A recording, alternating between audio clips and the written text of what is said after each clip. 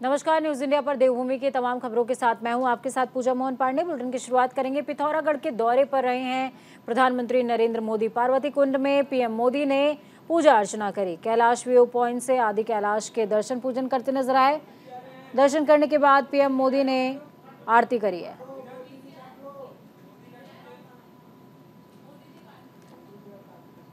₹4,200 करोड़ की परियोजनाओं की सौगात भी प्रधानमंत्री देंगे।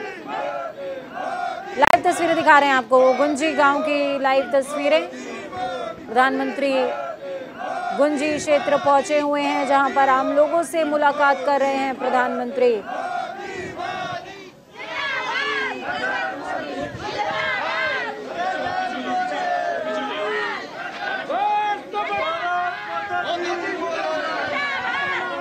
प्रधानमंत्री को अपने बीच पाकर गुंजी वासियों में बेहद खुशी। देखिए, चाइना बॉर्डर से लगा हुआ क्षेत्र है ये, मात्र 20 किलोमीटर की दूरी चाइना बॉर्डर से। अब ऐसे में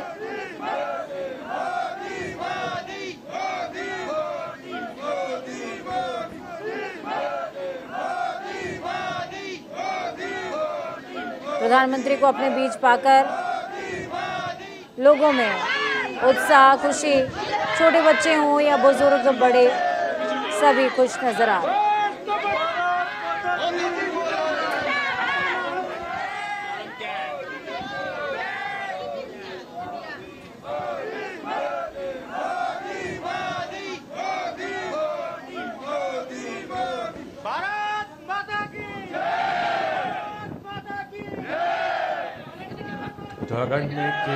स्थानीय लोगों के साथ मुलाकात कर रहे हैं प्रधानमंत्री नरेंद्र मोदी, और इस दौरान जो स्थानीय बुजुर्ग हैं वो प्रधानमंत्री को खूब आशीष दे रहे हैं। बच्चों में उत्साह है और युवा जोश में नजर आ रहे हैं प्रधानमंत्री को अपने बीच पाकर।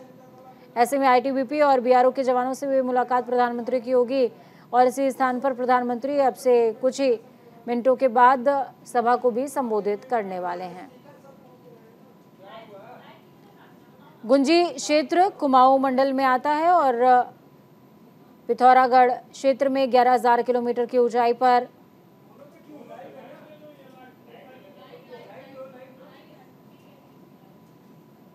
मौजूद है।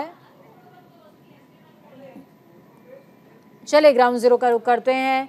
एक तरफ आप ये भव्यतम तस्वीरें देख रहे हैं, दूसरी तरफ अनुज अवस्थी ग्राउंड जीरो से लाइव हमारे साथ में जुड़े हुए हैं।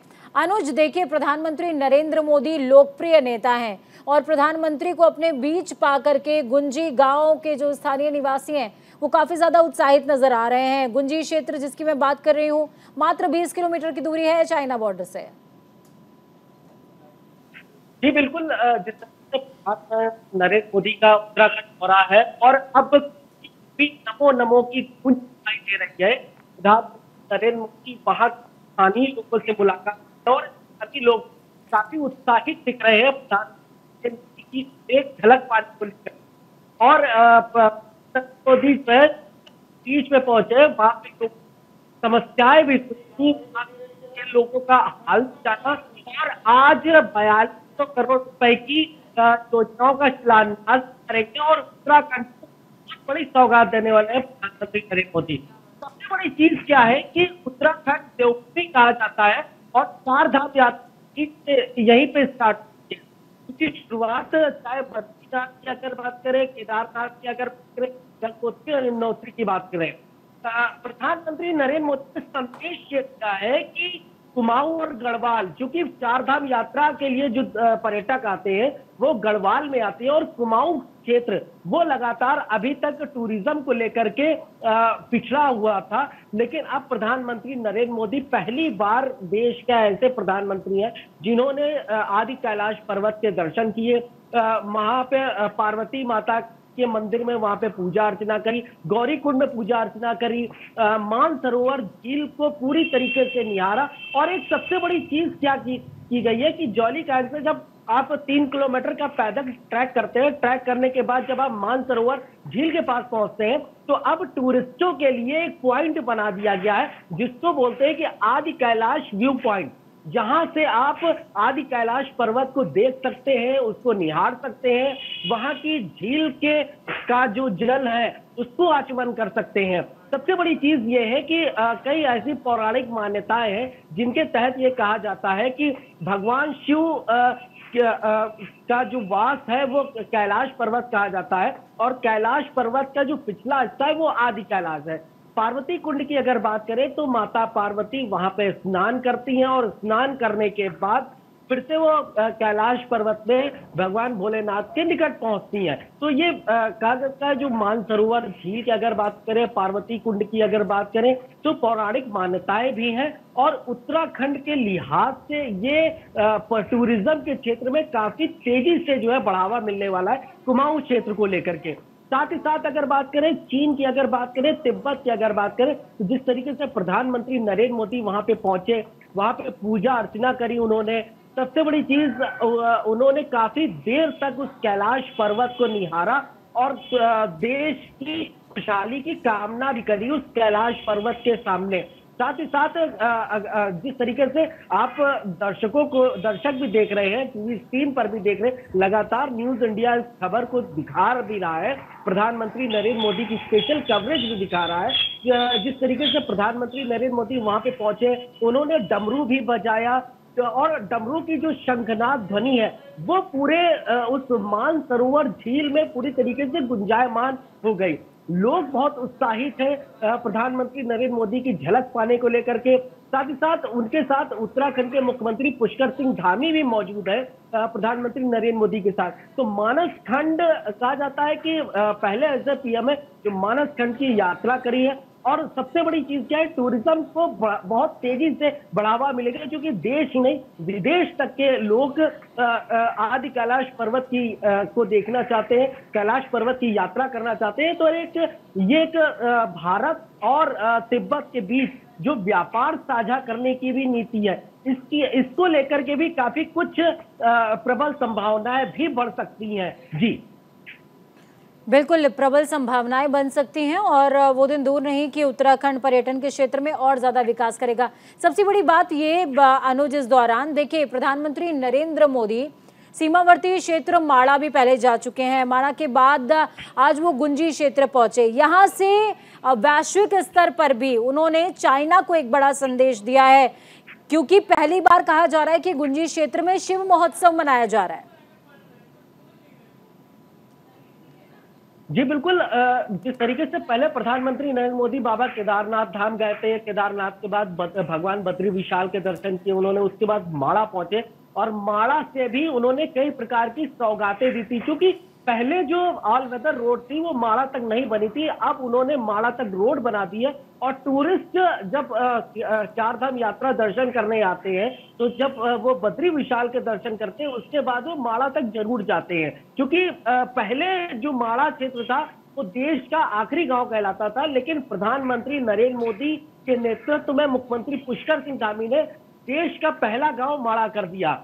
और सबसे बड़ी चीज क्या है कि टूरिस्टों के उसमें काफी बहुत ज्यादा इजाफा हुआ है इस बार, मतलब रिकॉर्ड तोड़ अगर बात करें चार धाम यात्रा में श्रद्धालु पहुंचे हैं। उसी प्रकार से जब आज प्रधानमंत्री नरेंद्र मोदी जौलीकॉन से आदि कैलाश पर्वत की यात्रा पे गए तो टूरिस्टों के क्षेत्र में काफी तेजी से इजाफा होगा। सबसे बड़ी चीज क्या है कि गुंजी गांव में आज शिव महोत्सव मनाया जा रहा है, क्योंकि भगवान भोलेनाथ का जो निवास स्थान है कैलाश पर्वत है। और सबसे बड़ी चीज क्या है कि जो लोग कैलाश मानसरोवर की यात्रा करते थे वो चीन होते हुए कैलाश मानसरोवर की यात्रा करते थे, लेकिन अब वहीं भारत से ही लोग कैलाश मानसरोवर की यात्रा कर सकेंगे। सबसे बड़ी चीज गुंजी गांव, चूंकि जो ये गांव है वो उत्तराखंड का सबसे आखिरी बॉर्डर का गांव है और इस गांव में लगातार पहले से भी इस बात को लेकर के बोला जा रहा था कि ये टूरिस्टों का क्षेत्र बन सकता है। मुख्यमंत्री कई बार इस क्षेत्र में गए हुए थे और उन्होंने इस बात को लेकर के भी बोला था कि हम इस क्षेत्र को विकसित करेंगे। आज जब प्रधानमंत्री नरेंद्र मोदी वहां पहुंचे हैं वहां के लोगों ने एक शिव महोत्सव बनाया, क्योंकि सबसे बड़ी चीज क्या, आदि कैलाश पर्वत लगा हुआ है। तो इस वजह से कि प्रधानमंत्री नरेंद्र मोदी देश के ऐसे पहले प्रधानमंत्री जो वहां पे पहुंचे हुए हैं, तो उन्होंने इस महोत्सव को शिव महोत्सव के रूप में बनाया है। और सबसे बड़ी चीज क्या है कि प्रधानमंत्री नरेंद्र मोदी का जो पहनावा है वो पारंपरिक वेशभूषा उत्तराखंड से सबसे बड़ी चीज दिखता है, क्योंकि उसी वेशभूषा में वो वहां पे पहुंचे और वहां पे उन्होंने आदि कैलाश पर्वत के बिल्कुल दर्शन किए। अब इसके बाद बिल्कुल अगर स्थानीय बात करें निवासियों की अगर मैं बात करूं अनुज, खासकर बुजुर्ग महिलाओं ने प्रधानमंत्री को आशीर्वाद दिए और वो क्षण बहुत अद्वितीय था। चलिए, बहुत शुक्रिया हमारे साथ जुड़ने के लिए, अहम जानकारी साझा करने के लिए। तस्वीरें आपको दिखा रहे हैं, पारंपरिक परिधान में प्रधानमंत्री का स्वागत हुआ। उसके बाद ये 3 खास तस्वीरें आपके लिए। पार्वती कुंड में पीएम मोदी ने पूजा अर्चना करी है। आदि कैलाश में पीएम मोदी पहुंचे और आदि कैलाश के दर्शन किए हैं। पीएम की शिव साधना भी इस दौरान नजर आई।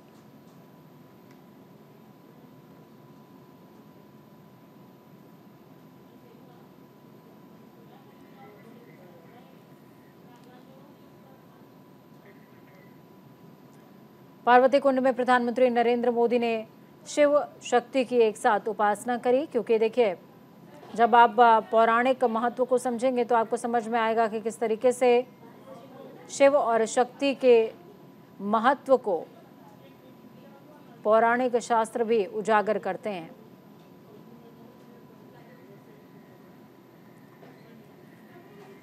लक्सर नगर पालिका चेयरमैन अम्बरीश गर्ग और पालिका के 2 सभासदों के बीच पिछले कुछ दिनों से खींचतान चली आ रही है, जो कि अब शासन तक पहुंच गई है। 2 सभासदों की ओर से 10 बड़ी योजनाओं में गड़बड़ी किए जाने की शिकायत के मामले में शहरी विकास विभाग की टीम ने जांच पड़ताल शुरू कर दी है।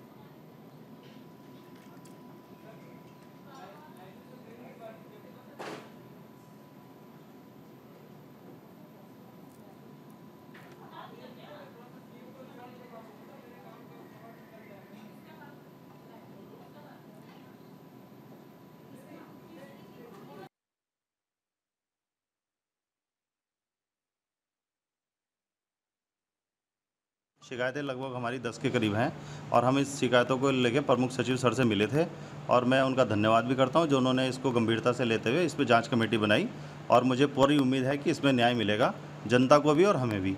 इसमें जो शिकायतें हैं उसमें प्रमुख जो है एम्बुलेंस है, जो कोरोना जैसे समय को लेकर 15 से 18 लाख रुपये खर्च करे गए और आज तक उस एम्बुलेंस को चलाया नहीं गया। और सारी शिकायतें जायज़ हैं और कुल मिला के ये है कि न्याय मिलना चाहिए हम लोगों को। और जांच टीम आई है, देखो क्या होता है इसमें। लक्सर नगर पालिका के विकास कार्यों में भ्रष्टाचार किए जाने संबंधी शिकायत पर शासन ने संज्ञान ले लिया है। नगर के 2 सभासदों द्वारा आरोप लगाया गया था कि 10 बड़ी विकास योजनाओं में नगर पालिका चेयरमैन और अधिकारियों द्वारा भ्रष्टाचार किया गया है। इसे लेकर के आज नगर विकास विभाग के डिप्टी डायरेक्टर ने टीम के साथ लक्सर पहुंचकर मामले की पड़ताल शुरू की। सबसे पहले नगर पालिका कार्यालय पहुंचकर रिकॉर्ड को कब्जे में लिया गया। उसके बाद विकास योजनाओं की जांच शुरू की गई। नगर की कई सड़कों की पैमाइश की गई, जो पार्क बनाए गए थे उनकी जांच की गई। तहसील द्वार के साथ साथ में जो शौचालय बनाए गए उनकी भी जांच की गई है। टीम का कहना है कि जैसे जैसे जांच आगे बढ़ेगी मामले सामने आएंगे, उसके बाद कुछ कहा जा सकता है। लेकिन ये बात बिल्कुल तय है कि जिस तरह दोनों सभासदों द्वारा मौके पर गंभीर आरोप लगाए गए थे और अपने बयान दर्ज कराए गए हैं, तो कहीं ना कहीं अब नगर पालिका में एक बार भी उथल पुथल मचनी तय है। हालांकि टीम का कहना है कि जांच रिपोर्ट के बाद ही स्थिति क्लियर हो पाएगी। अब टीम अपनी जांच रिपोर्ट में शासन को क्या लिखकर भेजती है, उसके बाद शासन क्या कार्रवाई करता है, ये देखने वाली बात होगी। जसवीर सिंह, इंजीनियर, लक्सर। केदारनाथ धाम में हेली सेवाओं की मनमानी लगातार बढ़ती जा रही है, लेकिन शासन प्रशासन से लेकर नागरिक उन्नयन विभाग इन कंपनियों पर नियंत्रण नहीं लगा पा रहे हैं। आपको बताते चले कि कई बार वीआईपी तो कभी केदारनाथ के मौसम खराब होने का हवाला देकर ऑनलाइन बुकिंग को रद्द कर दिया जाता है और यात्रियों को वापस लौटा दिया जाता है, जिससे दूर दराज के राज्यों और विदेशों से आए हुए श्रद्धालुओं को खासी परेशानियों का सामना करना पड़ रहा है। इस मामले में सचिव डीजीसीए सी रविशंकर से सचिवालय में हुई बातचीत तो उन्होंने इस सवाल को टालने की भी कोशिश की है।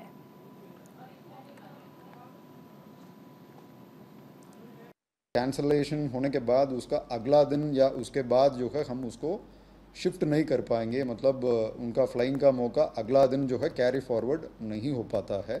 इसलिए है वो कारण है कि अगला दिन का जो पूरा टिकट भी सोल्ड आउट रहता है, उसके लिए जो है पैसेंजर ऑलरेडी खड़ा रहता है। तो वो उसका अतिरिक्त जो है जो पुराना बैकलॉग जो लोगों का भेजना प्रैक्टिकली असंभव है। तो जितने लोगों को हम अतिरिक्त भेजना चाहेंगे उतना ही जो है उस दिन का पैसेंजर का मौका भी अफेक्ट होता है।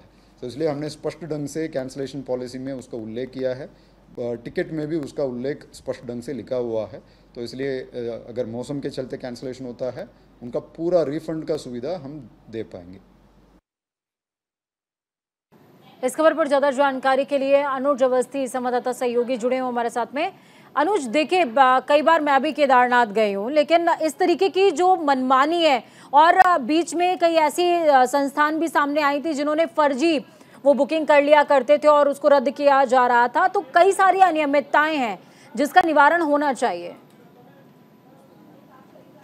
जी बिल्कुल, जिस तरीके से इस बार जब अभी केदारनाथ यात्रा फिर से मौसम के साफ होने के बाद की शुरुआत हुई, उसके बाद से टूरिस्टों का इजाफा काफ़ी तेजी से बढ़ा है भगवान बद्री विशाल और बाबा केदारनाथ धाम में।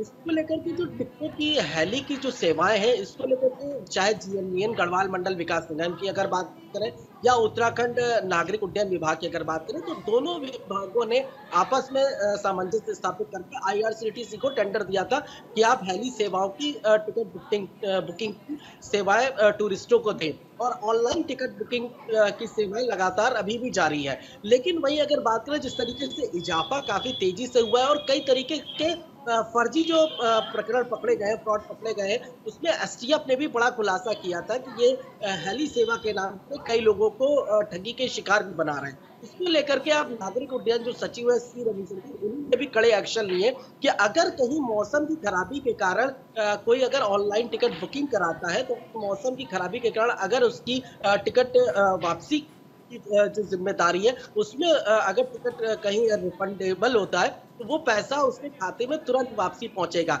सबसे बड़ी चीज उन्होंने बोली कि जालसाजी से बचें, कि जो जिस तरीके से लगातार चाहे ऑनलाइन ऐप के माध्यम से हो, जो हेली सेवा की टिकट बुकिंग की घोषणा करते हैं या हेली सेवा बुकिंग करते हैं कि टूरिस्ट ऑनलाइन ऐप के माध्यम से उस चीज को देख करके अपनी टिकट बुकिंग करा लेते हैं, तो ये सरासर गलत है। लोग इससे बचे, इससे बचे और उन जो वेबसाइट्स है उनसे आप कभी भी हेली सेवा की बुकिंग ना करें। जो आधिकारिक वेबसाइट दी गई है आईआरसीटीसी की वेबसाइट है, उस वेबसाइट से आप टिकट बुकिंग करें। दूसरी चीज कि जिस तरीके से हेली सेवा को लेकर के लगातार इस बात को बोला जा रहा है कि हेली सेवा कई टूरिस्टों को मिल नहीं पा रही है, ऑनलाइन टिकट बुकिंग मिल नहीं पा रही, इसको लेकर के सचिव का इस बात को लेकर के कहना है कि जिस तरीके से इजाफा हो रहा है, हमने कई ऐसी जो एयरलाइंस कंपनी है जो हेली सेवा चलाती है उनसे हमने कॉन्ट्रैक्ट किया और जल्द से जल्द हम इस जो परेशानी से हम इसका निवारण कर सकेंगे। केदारनाथ धाम बहुत शुक्रिया अनुज हमारे साथ जुड़ने के लिए, अहम जानकारी साझा करने के लिए। तो देखिए अनुज जुड़े जिन्होंने साफ तौर पर बताया कि बहुत सारी बातचीत की गई है, अनियमितताएं बहुत सारी हैं जिसको रिजॉल्व करने के लिए सरकार लगातार कोशिशें कर रही है। हालांकि वो कोशिशें अभी तो नाकाफी नजर आती हैं। उत्तराखंड में सभी निकायों का कार्यकाल 2 दिसंबर को पूरा होने जा रहा है, लेकिन राज्य निर्वाचन आयोग का ध्यान निकाय चुनाव से ज्यादा लोकसभा चुनावों पर है। यही वजह है कि नैनीताल हाईकोर्ट ने एक याचिका पर सुनवाई करते हुए राज्य निर्वाचन आयोग और राज्य सरकार दोनों को फटकार लगाई है। हाईकोर्ट ने राज्य निर्वाचन आयोग से पूछा है कि अब तक निकाय चुनावों का कार्यक्रम घोषित क्यों नहीं किया गया।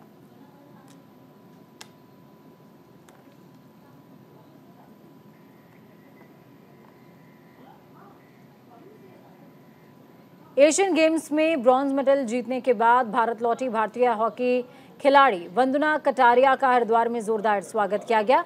वंदना कटारिया ने हर की पैड़ी पर गंगा पूजन किया और मां गंगा से ओलंपिक गेम्स में स्वर्ण पदक जीतने का आशीर्वाद भी मांगा। वंदना कटारिया ने बताया कि एशियन गेम्स में उन्हें उम्मीद तो स्वर्ण पदक लाने की थी, लेकिन उन्हें कांस्य पदक से ही संतोष करना पड़ा। उनका अगला टारगेट है कि वो आगामी ओलंपिक गेम्स में देश के लिए गोल्ड मेडल जीत कर लाएं।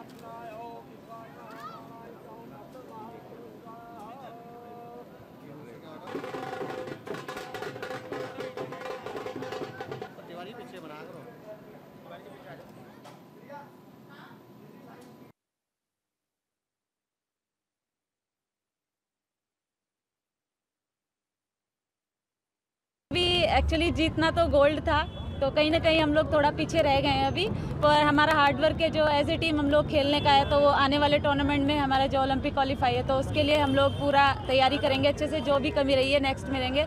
ये अभी हमारे लिए, हमारे देश के लिए, और ये ब्रॉन्ज मेडल अभी हम लोग के लिए यही है कि हमें आने वाला टूर्नामेंट है जो उसमें हमें ओलंपिक के लिए क्वालिफाई करना और ओलंपिक में गोल्ड लाना हमारा। तो चलिए संजय पुन्नीर फोन लाइन पर जुड़ गए हमारे साथ में। संजय, क्या कुछ अपडेट है? देखिए एशियन गेम्स में मेडल जीत करके लौटी हैं वंदना कटारिया। इसके पहले भी जब वो खिताब उन्होंने जिताया था हॉकी टीम को, तो उसके बाद वंदना कटारिया से सीएम पुष्कर सिंह धामी ने भी मुलाकात करी थी। आज का दिन हरिद्वार के लिए खास था। देखिए बहुत खास हो जाता है क्योंकि हरिद्वार वासी हैं उनके लिए बहुत आज खुशी का दिन है, क्योंकि एक छोटे से गांव की रहने वाली लड़की ने भारत का नाम रोशन किया है।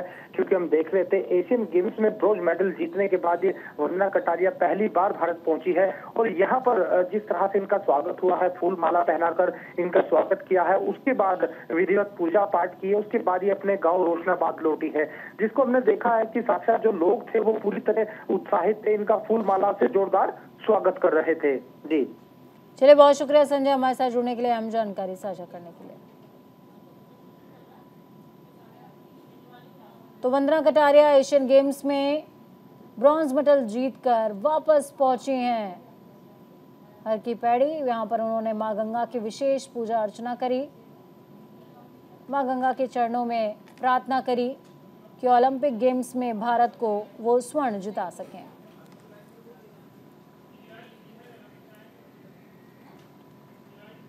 इस बुलेटिन में खबरों का सफर यहीं तक। बुलेटिन के उस पार ताजा अपडेट्स के लिए देखते रहिए न्यूज़ इंडिया, क्योंकि हमें राष्ट्र की आवाज़।